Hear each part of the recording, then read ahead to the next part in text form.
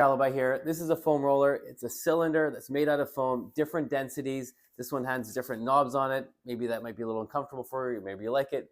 Try one. You can get one off of Amazon very easily, or a sports store. You're going to put this between your shoulder blades. I've got this between my shoulder blades right now. I've just got my feet flat on the ground. I've got my hands supporting my neck. And all I'm going to do here is take a couple deep breaths in, breathe out, and pivot off the foam roller here. And as my head gets closer to the ground, I can feel my mid-back opening up now, because that's where we carry a lot of tension. We get a lot of rounding in our spine, and we get a lot of pain in our neck, in our shoulders, all because our mid-back is so tight, okay?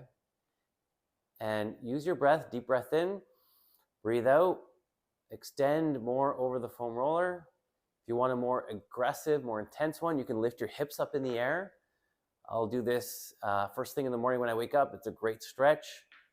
And then instead of just rolling back and forth, I like to go side to side and really start to open up different area. And you might hear a few pops and clicks. That will be normal.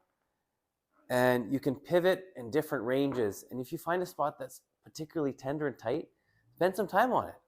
Breathe in, breathe out on that spot.